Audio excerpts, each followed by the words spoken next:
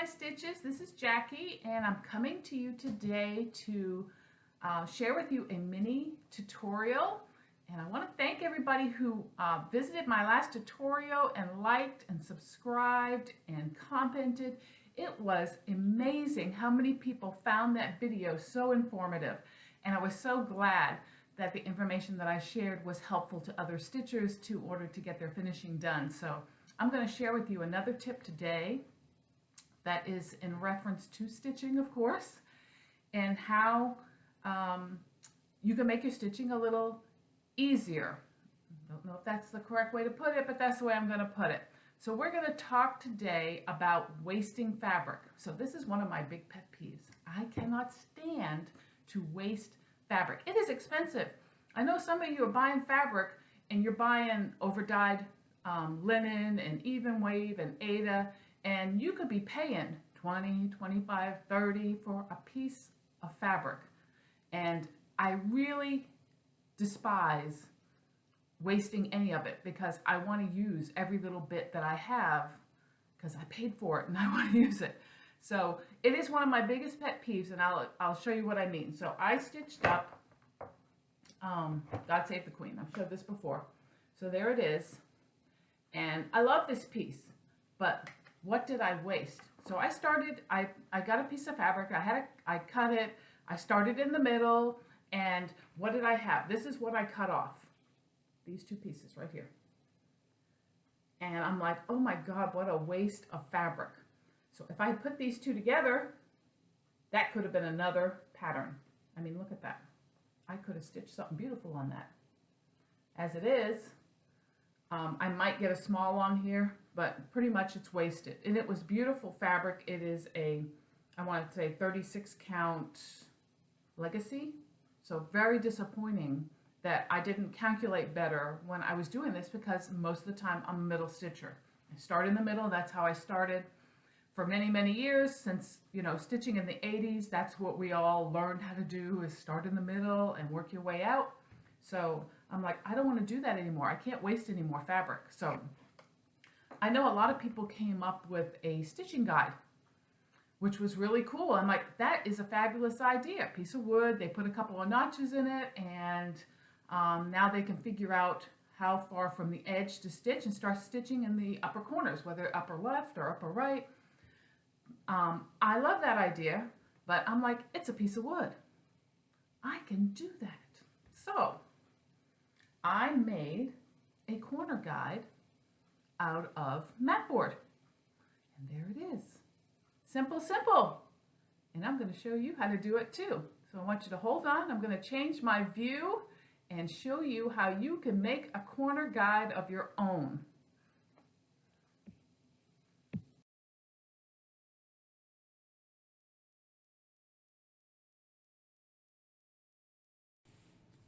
Okay, so let's get started. So the first thing you want to decide is how big you want your corner gauge to be. This one I made a 3 by 3. 3 inches is normally the most I will give borders on my stitch piece. So I usually won't go beyond 3 inches. So I made one that's 3 by 3, and this is a piece of mat board. So you can use mat board. If you don't have mat board, you can use just cardboard, cereal boxes, anything that's a cardboard, and just glue them together. So cut your pieces, whether they be the 3 by 3, a 4 by 4, whatever you're comfortable with. And you can glue these together. So it's as easy as, and I'm going to glue these two because I want to show you how flexible or how sturdy this can be when it is a cardboard. And the glue I'm using on this is actually a paper glue.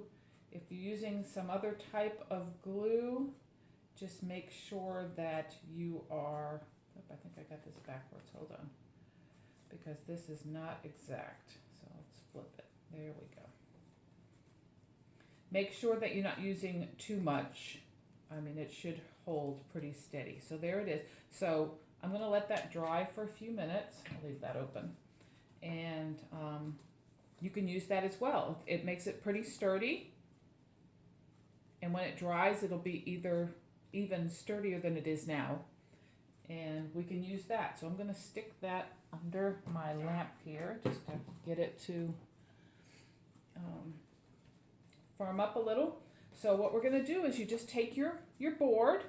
I'm going to put scrapbook paper on mine. So you can put paper on yours. You can leave it white if you want to leave it white. If you want to pretty it up, you could put scrapbook paper. You could put gift wrap paper. Any kind of paper you want to put on there. I imagine you could probably Mod Podge some napkins with a colorful design on there. Really doesn't matter. But I'm going to put on mine scrapbook paper.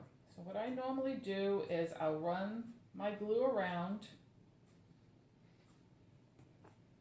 and I spread it out with my fingers to the edge.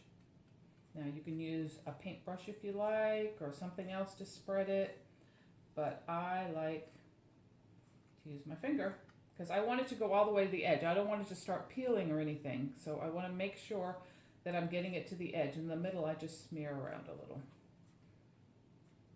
And because this is paper glue, it doesn't warp the paper at all. So there we go.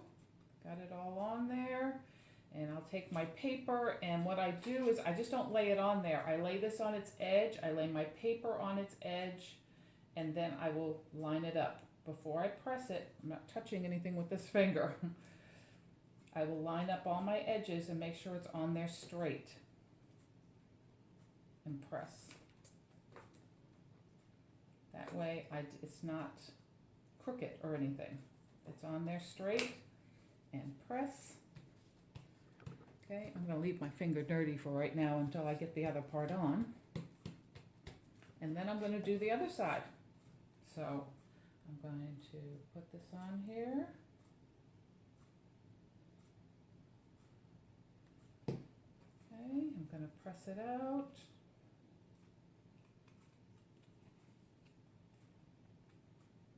All right, keep going all the way around. Make sure you get all the corners.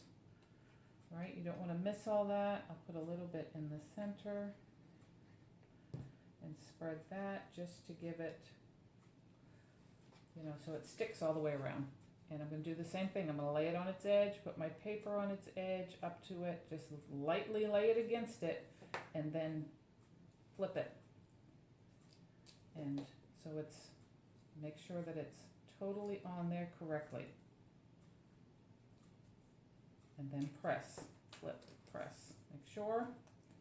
Press, press, press, press, press, press, press. Right, so now we want it to sit for just a minute to set up. And I'm going to get this stuff off my finger.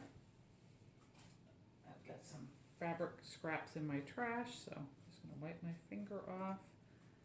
Get all the glue off of it. And we're going to give that just a minute to dry.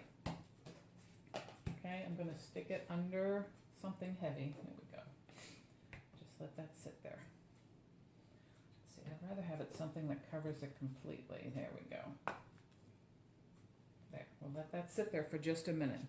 So on this particular one, I ended up using, I just took a Sharpie and wrote, because this is where we're measuring from, this corner that has the notch. So you've got 1 inch, 2 inches, and of course the top here is 3 inches.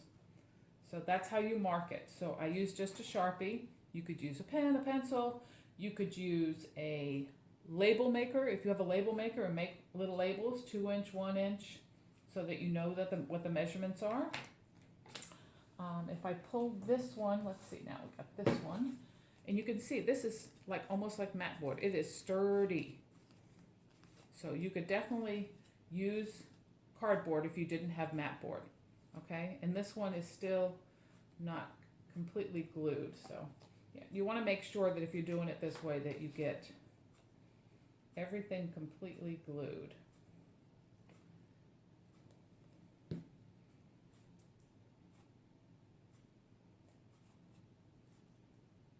we go.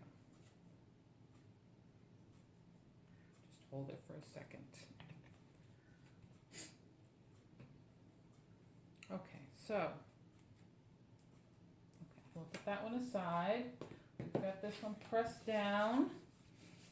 Now, you take your ruler and you're going to measure. So if this one's a 3-inch, remember, whatever size you're doing, you're going to go 1 inch in to mark the first time. So you're going to line up your ruler,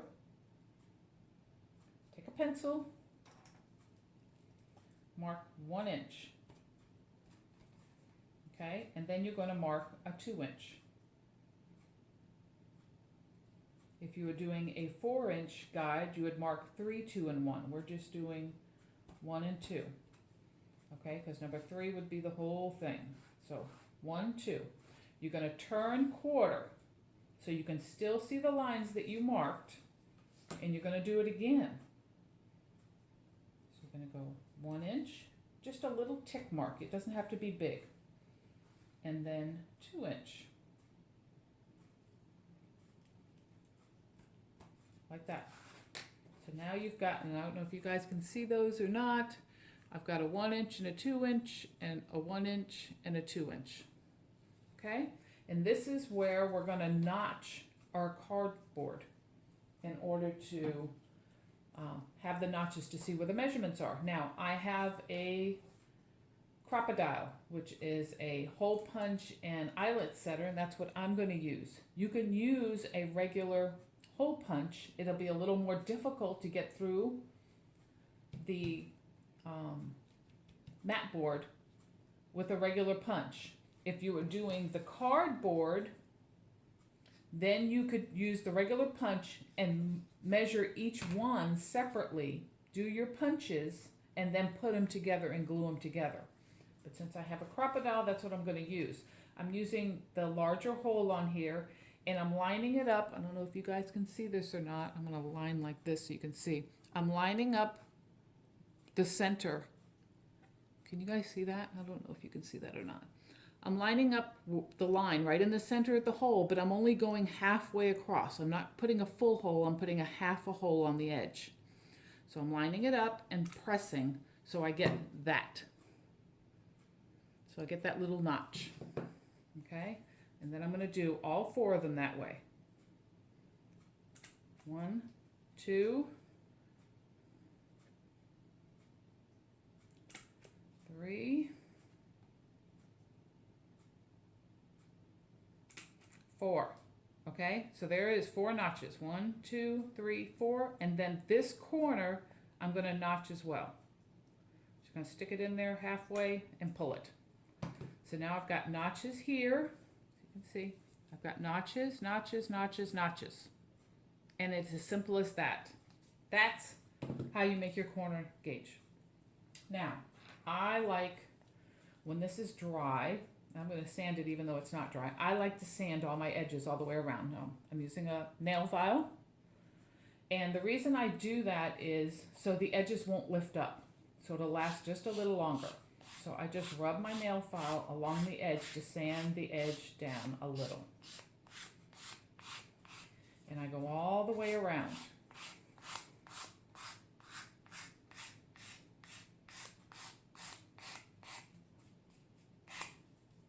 So you get the corners too. This will help it last just a little bit longer.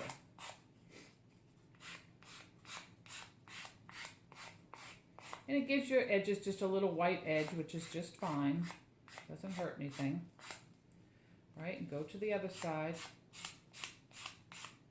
Now this side you can see was hanging over a little, and it's causing it to go down. If you keep filing down, it'll pull it off. See, and it smooths out that edge. See, it pulls it right off.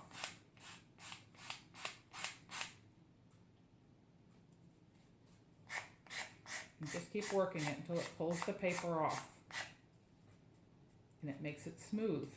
Okay? So I'm going to do each one of these that hung over just a little to get them to release the paper and make it smooth. Don't be afraid to give it a little pressure as you're doing it. See, I've got my thumb on here holding it so it doesn't bend my board, my nail board, but it gives it a nice soft edge. You can see some of it's coming off. That's okay. Keep going. You can see all this little mess down here.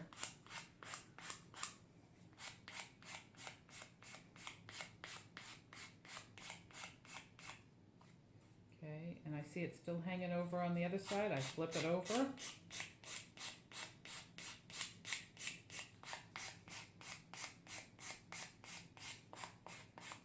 Right, see?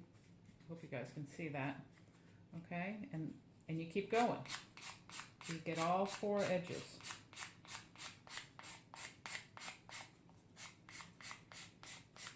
The scrapbook paper or the gift wrap paper, whatever you use to wrap it, will come off if it's over the edge.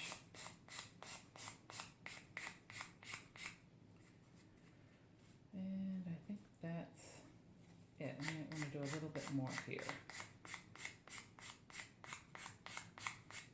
So there you go. There's your edges. Okay, if you want to do I have a little dinky file. If you want to do your insides, you can do the insides of the little notches. Not necessary, but you can do them.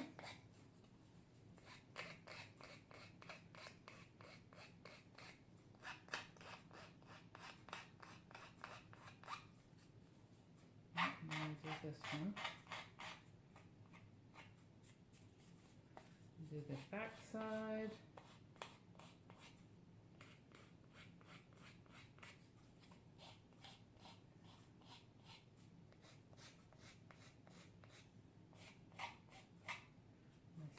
I don't know if you guys can see that, but I see something hanging there. Okay. There's your corner notcher. There it is. Right? It's nice and sturdy. It'll work for years and years. And if you're concerned about it getting worn out or something, you could cover it with a clear coat of maybe Mod Podge. Okay, so it's clear. But then you can put your markings on it. So you'd want to mark. And I take a pencil too, and I erase, if there's any, wrong pencil. If there's any marks left over, any pencil marks from when I notched it, I just erase them. So they're not showing. And then you can mark your notches any way you want. So, again, I'll use a Sharpie only because I don't know where my label maker is, and I don't care, this is for me, it's not for anybody else. So if your notch is down here, this is your bottom notch. This is 1 inch on these two. So you would mark them 1 inch. 1 inch. 1 inch. Okay, 1 by 1. Corner notch, 1 inch, 1 inch. Go up to the next one. It is 2 inches. 2 inches. So we're going to mark them. 2 inches. 2 inches. Okay, and then of course your corners are your 3 inch. So now, when you're measuring your fabric, get all this mess out of the way. We'll use this little scrap I have here, depending on how much border you want to leave. So if you wanted to leave, let's say a 2 inch border, so you're using this notch and this notch, you would line your fabric up so that both of those the fabric edge is showing in the edge of the notch, right there, and this is where you would start stitching. That would give you a 2 inch border all the way around. Okay, if you wanted a 3 inch border, you go right to the edge and start where the notch is. So simple, and it's awesome. You can make your own. You don't have to worry about buying one. You can do it yourself. So do it on a budget. Save that money for some other stitchy stuff that is something you can't make. Fabric and floss and all those goody things. And make your own corner gauge. I want to thank everybody for watching. I hope you enjoyed this video, and will tell your friends to come watch and make their own corner gauges. And I will see you next time. Thanks a lot. Bye.